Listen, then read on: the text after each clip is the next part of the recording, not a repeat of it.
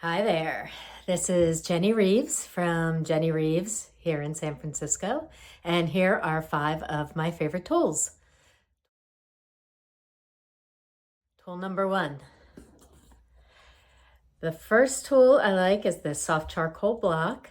I like it because you can position parts for soldering, but also because I work a lot with argentium and I do a lot of fusing, is that it gives you a nice flat surface to fuse on, and it also retains heat. So if I'm fusing large pieces like a cuff bracelet or anything heavy, I can heat the charcoal block up before I put my piece on it, and it'll sort of act like a kiln that heats the piece from underneath while I'm firing it from the top with the torch. And it's really handy. You can also resurface them easily, especially if you wet sand them, get a really nice smooth surface. Tool number 2. Another product I like to work with is this heat shield by Vigor. It is a kind of a gray clay-like consistency that you can use to protect stones while resizing a ring. I use it a lot because, again, I work a lot with argentium, which if you've ever worked with it, you've probably found out that it's really brittle when it's red hot. So you can't press on it or clamp it in a third hand or anything like that. So I use this a lot to help position things for soldering or help support work during different heating operations that you would normally do with the third hand. And I just use this instead. It's biodegradable, non-toxic, and if you only heat it lightly, you can reconstitute it with water and use it again. This series is sponsored by MJSA member Rio Grande. For even more jewelry conversation, be sure to check out Rio Grande's podcast, For the Love of Jewelers. Each month, Rio's cast of expert hosts from Rio Grande's jewelry tech team chat with industry leaders, jewelers, educators, and more as they tell their stories and talk shop. Ideal for anyone interested in jewelry. You'll gain valuable insights, discover new tools and processes, and enjoy a laugh or two along the way. Listen to For the Love of Jewelers podcast, wherever you get your podcasts, or on Rio Grande's website at www.riogrande.com. Search podcasts. Tool number 3. One of my other favorite pieces of equipment is this small belt sander here by Ikohe. You can mount these right on your bench top, and it hooks up to your flex shaft, so it's really easy to use. It has all of these knobs so you can adjust the position to work with it from different angles depending on what you're working on.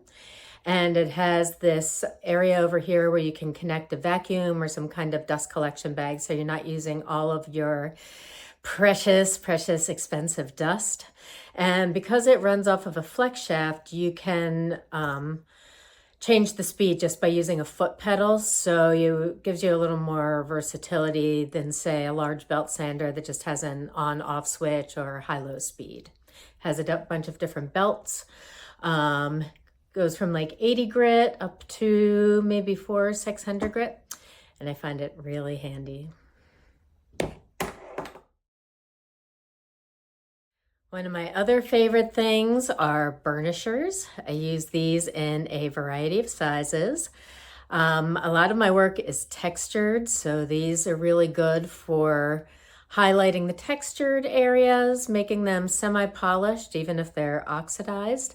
I also like them to just go around the edge of a piece and put a facet of bright reflection around the edge, even if it's something that's matte finished. It just creates a nice facet of light as a piece moves in the light, so it kind of makes it stand out. Or I have something with a bunch of small pierced areas, I have this little burnisher that I made from a broken bit that I just polished the tip and mounted it in a pin vise. This is great for getting into small areas to burnish texture, or if I have, like I said, if I have areas that are pierced out and you just kind of outline around those areas with a burnisher, it'll just give all those little cutouts an extra pop. I really love these.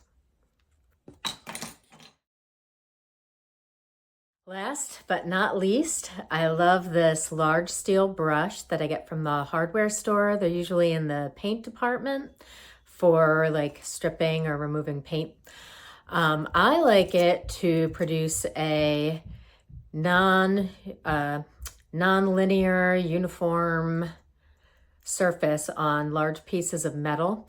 I do mostly matte finishes on a lot of my work.